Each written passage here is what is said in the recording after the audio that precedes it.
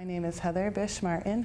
I am the oldest sister of Molly Ann Bish.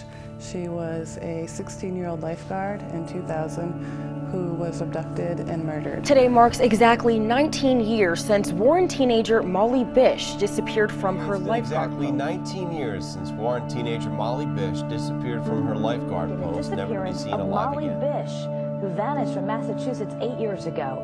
Authorities are now interviewing a 60-year-old man who's in a Florida prison. Her killer has yet to be identified, but on this anniversary, her family isn't holding any vigils or events.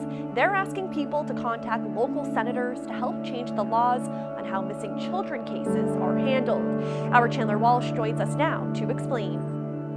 Molly was found 3 years later in 2003 by a hunter who had been out in the woods and found scraps of a blue bathing suit.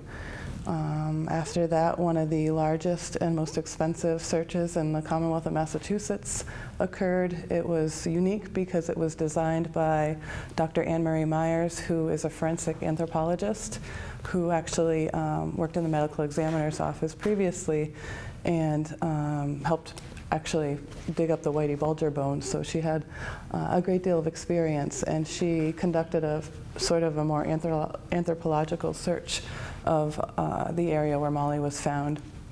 So we were able to recover quite a few of her bones. We were not able to identify her right away. We started the search the end of May. It wasn't until June 9th that we identified it as Molly because we found her skull and were able to identify her teeth. The area where Molly was taken was only 2.5 miles from our home, about 5 miles from the pond where she was abducted.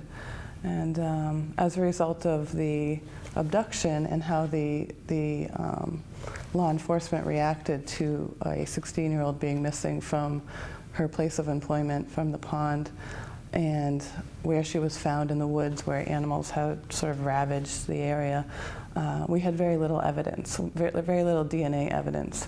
However, we have some. And because of that, we've worked really hard to be able to provide law enforcement with the tools necessary to use that DNA to be able to find this person. Mission has always been to identify how we can get people like that off the streets and how we can find particularly this person who harmed Molly. But most importantly, how can we help law enforcement in their efforts to get these guys.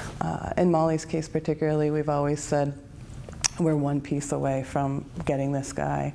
We've had so many people come forward and share information, share stories, help us to try to figure out what happened that day and give us their, they might even turn in people that they know, that they've been close to. We've learned that over time, relationships change.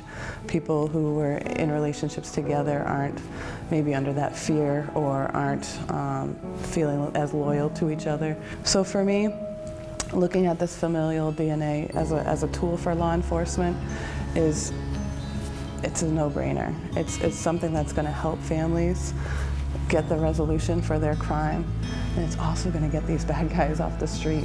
If they are under the radar and they're living next to you or I or our sister or brother and their young children, we want them to be in jail. We want our kids to be safe. We want our friends and our families to be safe.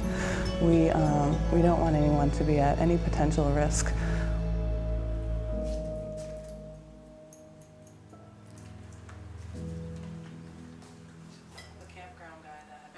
So the identification unit, and specifically forensic anthropology, seeks to identify those individuals and analyze their remains so that we can determine who they are, develop a profile, and then determine what kind of trauma was inflicted on them, which will then help us determine the cause of death as well as the manner, by whose hand. And so over a number of years, I worked at the medical examiners providing that discipline. And what's great about that is that we have used a number of different identification techniques. Once we establish that profile, we have our inventory of forensic identification techniques. So it begins with dental analysis. Most people have been to the dentist, so we can get a dental record, compare it with the deceased, or medical records, and do an identification. With the advent of DNA, with many of those cases where we didn't have medical or dental records, and we really didn't have an idea of who that person, who that unknown person might match to. We'd exhausted some of those searches. And this is something that's a nationwide effort now, we take a portion of those remains and do DNA testing, and they get uploaded into the CODIS DNA indexing system. And they're compared across the country to unidentified remains and families who have put in their DNA of their missing loved ones. And so through the use of DNA, we've been able to extend our identification of our victims, or those people that end up at the medical examiner's office, and identify them properly and return them to their families and hopefully move forward on a prosecution. You know, we need help. I mean, it's what's been referred to as the silent crisis. All of the unidentifieds around the country. When I left the medical examiners in 2009, I was very proud to say that after 25 years of working cases, that we had less than 20 unidentified individuals. And that's because we were so diligent with our other tools. Plus, we have law enforcement working as diligently saying, so if you found skeletonized remains in this town, they cast a very broad net, because we would say, okay, here's your individuals they might be, and if we rule them out, we'd say, okay, let's go another layer out to other towns, right? Who's missing from that? Because not everybody's deposited where they're murdered or where they're taken from. And that's why the state searching, having all the states participate, but the familial searching will help, because if we could find a relative, then we've got a family where we can go, who's missing? A cousin, an aunt, a grandparent? You know, that would, again, it just casts a much broader net of familial relationship of whoever that DNA might be related to, whether it's a missing person, whether it's, again, a perpetrator. But it's certainly being highlighted with the Golden State Killer and other cases that are being solved, where these are 20, 30-year-old cases, and that person has a serial record, but they were never convicted of a felony.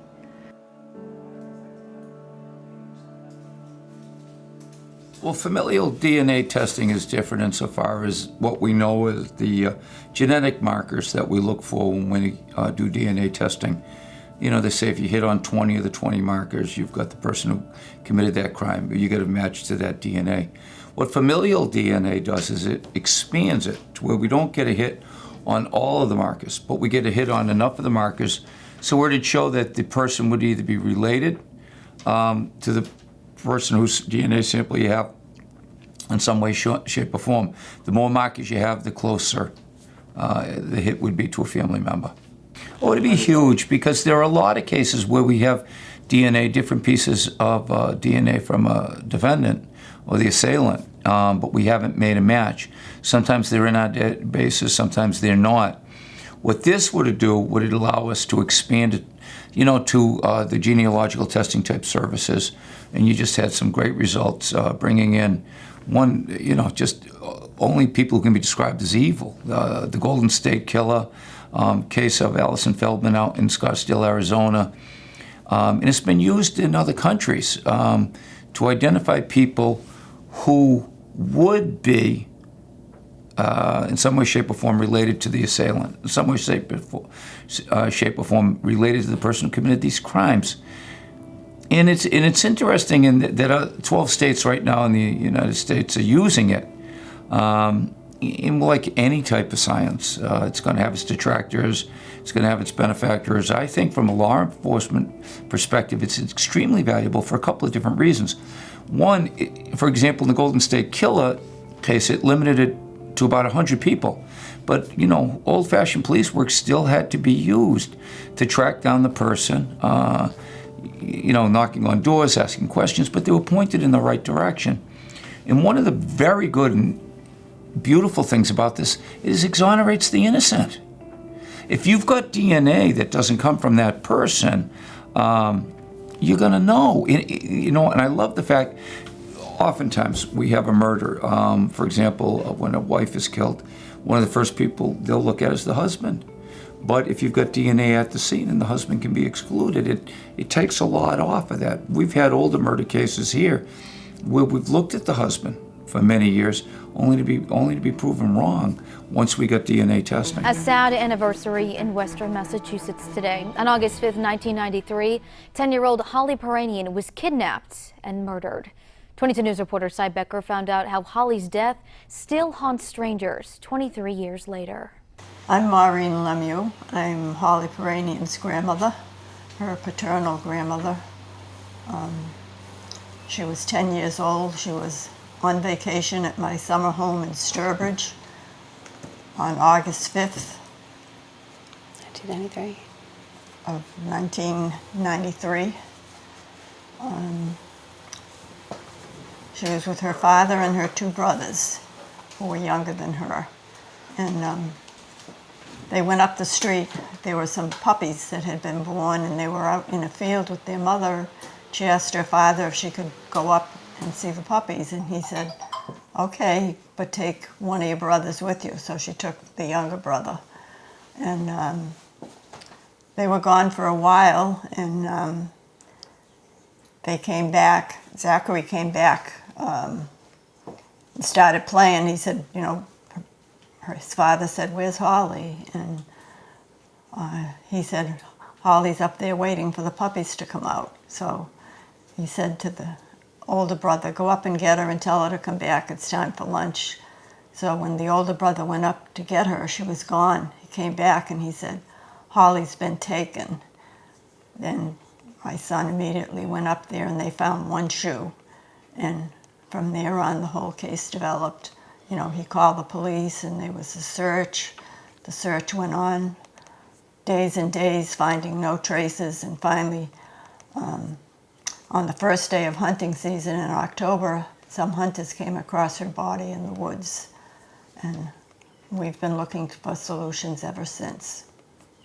We've been following some of the cases in other states. There are 12 states that have approved familial DNA testing. Massachusetts is not one of them. But in the case of California, they solved several murders that had happened 20 plus years ago using DNA. The state of Arizona solved a young woman's murder with familial DNA. Well, you know, you think you can protect your kids. You think Holly knew well aware. She's well aware of danger, stranger danger. She was not a naive 10-year-old. I would say she was like wise beyond her years. You can protect your children by teaching them about stranger danger. I mean, it's sad that you have to be proactive and think about these things, but I think you would rather be that way than not and then have something happen. And we weren't thinking that way back in 1993. No. No, but now after living through it, you know, it's important. When they do a DNA testing, depending how much of a sample they have, every time they do testing, it destroys that part of the sample. Yeah. So they don't want to. They don't rush to it because you only have a certain amount. They only have a certain amount of samples, and they want to make sure technology is they the best told it us can that be. they are waiting until this technology is 100%. The other technology that we're hoping will advance is duplicating it, like making a copy of it. Because if they could do that, then we could test what we have and we'd still have the copy. Right. But I guess it hasn't come that far, or the sample's not big enough, or... Right. We have several very good suspects. Probably a good 6, right? And a lot of... So. They just can't prove it. Right. You know, somebody has to come forward. Somebody knows something, and would, you know. Are they still around in the area? Yes. And are they free? They're not behind bars or in jail? No, some of them have been in jail for other charges, been in and been out.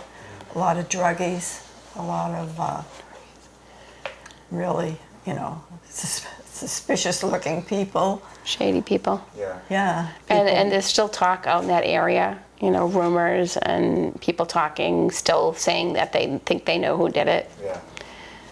Like, it doesn't die down out there, really. The talk still goes around.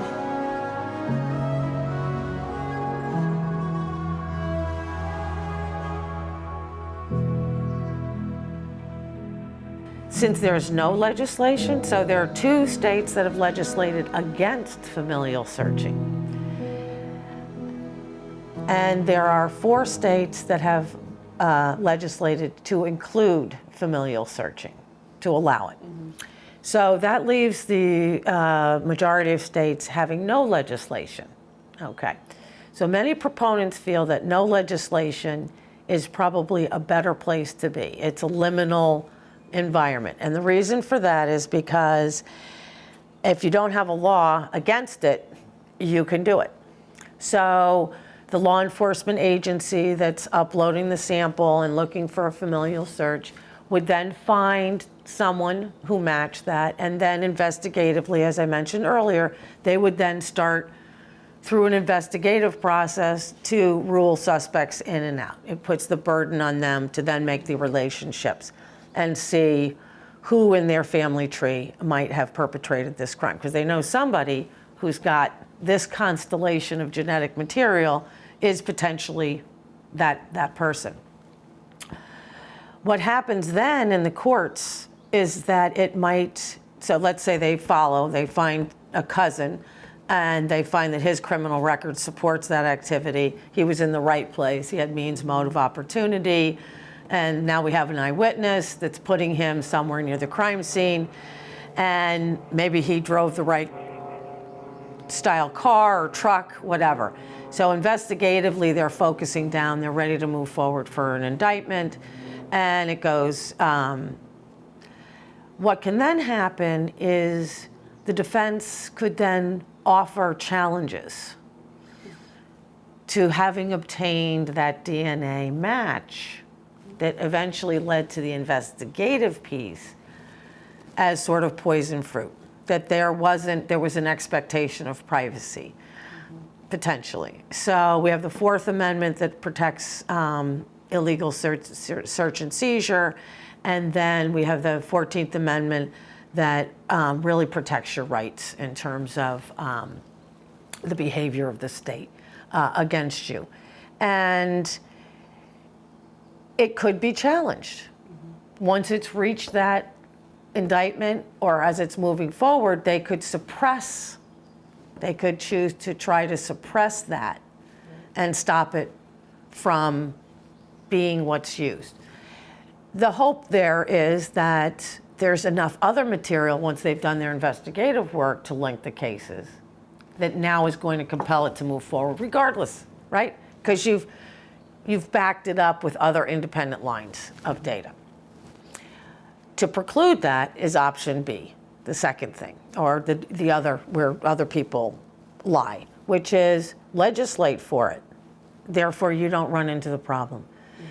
So what's happening now is that many states are choosing to put forward legislation that says, if all, and these are important caveats, if all other investigative leads have proved negative, okay, you have a DNA sample, okay, of an unknown third party. It's not the victim, okay, it's some other person. You believe that to be the perpetrator of the crime.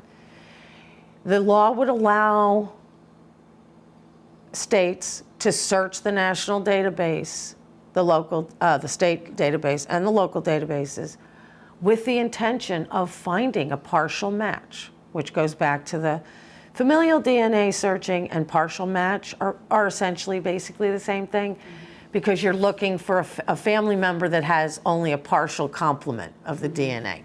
A partial match is a partial complement. So they're used interchangeably. I'm not really sure whether they exactly mean the same thing. And some people say it's just a semantic, how you use it. Many states allow partial matching, but they don't allow familial searching. Kind of the same thing. So those nuances, I'll let the courts decide what that means, because then you don't have to face what's going to happen in court and the potential of that being thrown out because of violation of certain rights. And one of the reasons why, so arrestee DNA has already gone through the Supreme Court justices ruling that that is not an unlawful search and seizure, that there isn't an expectation of privacy, and that it's not violating anybody's rights. The Supreme Justices have not ruled about partial DNA matching or familial searching. They haven't ruled whether that's a violation. Given how searing this topic is right now, and again, people police using some of these open databases, there may be a ruling that these databases get closed. It has a great deal of potential, and my opinion as a forensic scientist is that we need to bring the full measure of our science to this, and we need to protect our rights. Both of those things need to live happily together as citizens of the United States. That's an important consideration.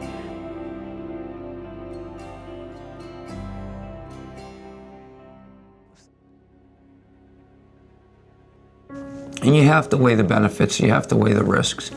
And hopefully, you know, for example, I've heard the argument that, well, if the DNA testing is allowed, insurance people will stop insuring people they know have a higher propensity, for example, for blood disease or blood clots or you know, different types of genetic markers that would point to them having a greater likelihood of dying for cancer or whatever, you know. But I think you have to look at this. If you've got people out there, especially people who are doing sexual assaults against women, people who are committing murders, and these people are still on the streets, you know, you've got to juggle that. And I think there is a very strong case that has to be made for getting these people off the streets, making sure they don't do it again, bringing some closure and justice to the families. These aren't the type of people we want out in society.